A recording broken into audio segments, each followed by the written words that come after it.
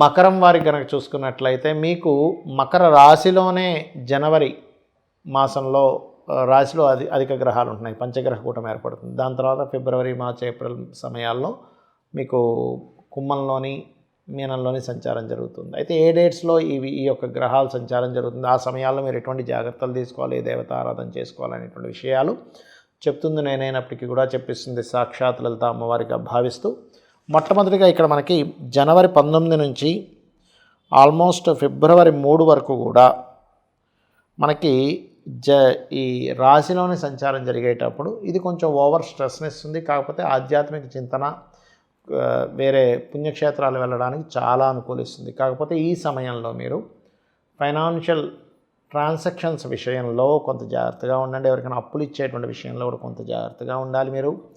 మరియు అదేవిధంగా గమనించినట్లయితే ఇక్కడ వ్యాపార లాభాలకు సంబంధించిన విషయంలో తొందరపాటు నిర్ణయాలు తీసుకోకూడదు. ఇక మనకి ఫిబ్రవరి మాసంలో కుంభంలో అంటే 18, 19 తేదీలో 5 గ్రహాలు, 24 నుంచి మార్చి మధ్యలో కూడా 5 గ్రహాలు సంచరిస్తున్నాయి.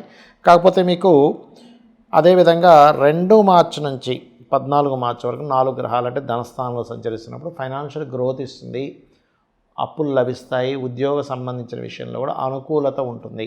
కాకపోతే మీకు మకరం వారికి ఈ సమయంలో అంటే 2వ స్థానంలో కుంభంలో సంచారం జరిగేటప్పుడు 18 ఫిబ్రవరి నుంచి ఆల్మోస్ట్ మార్చి 14 వరకు మాత్రం ప్రాపర్టీస్ కొనుగోలు చేయడము, లేకపోతే ఇట్లాంటి వాటికి బాగోదు, అమ్మడానికి బాగానే ఉంటుంది చెప్పాలంటే. మధ్యవర్తిత్వంగా ఉండి ఇప్పించే విషయాల్లో కూడా కొంత జాగ్రత్తగా ఉంటూ ఉండాలి.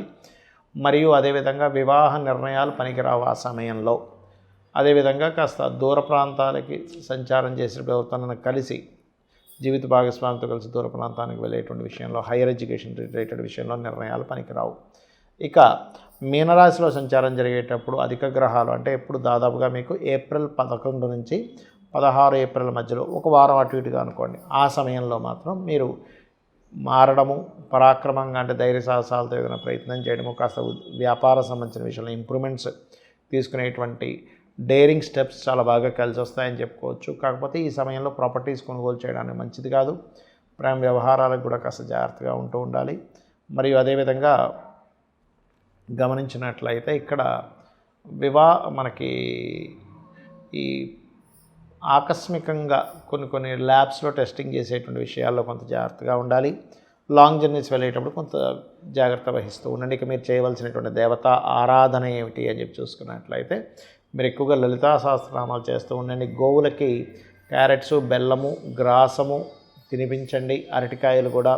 నవగ్రహాలు రాహుకేతు, శని, కుజగురు గ్రహాల దగ్గర దీపారాధన చేయండి అనే విధాలు బాగుంటుంది.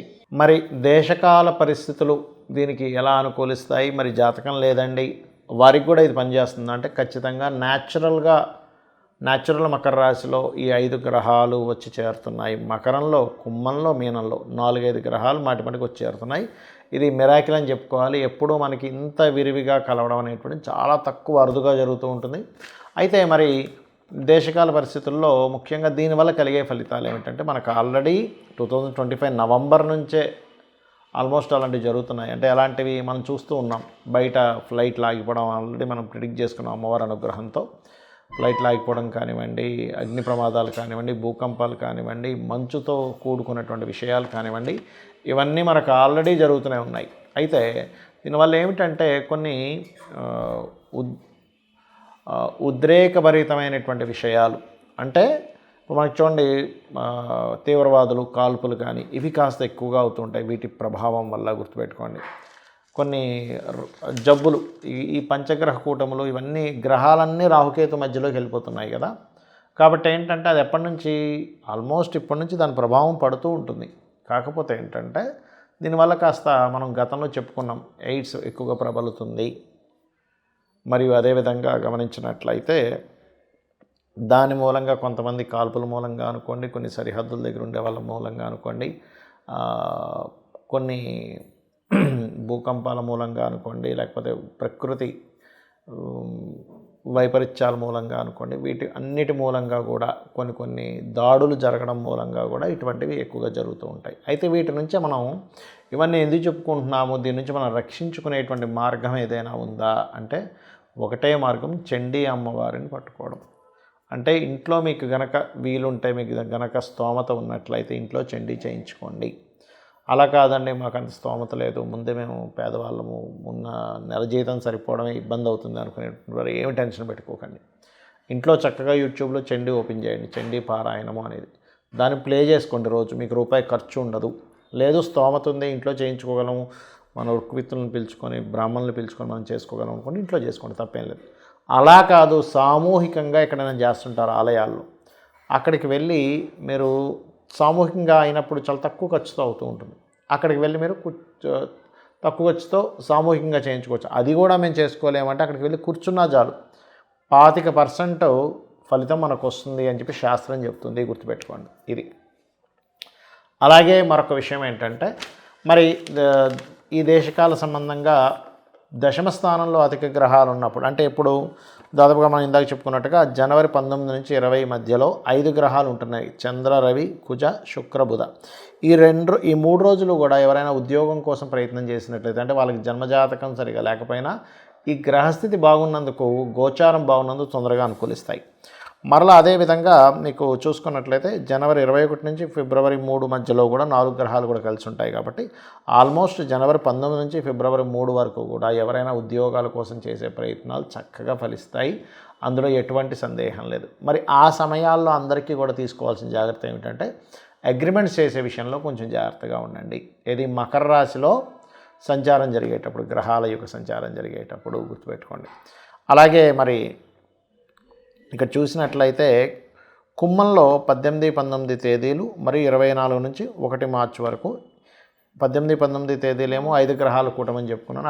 అప్పుడు ఏదైనా మీరు ఆన్లైన్లో ప్రారంభించడానికి చూడండి, ఆన్లైన్లో చాలా మనం ప్రారంభిస్తుంటాం. మనం లాస్ట్ టైం కరోనా వచ్చినప్పుడు యూట్యూబ్ ప్రారంభించిన వాళ్ళకి చాలా బాగా కలిసి వచ్చింది.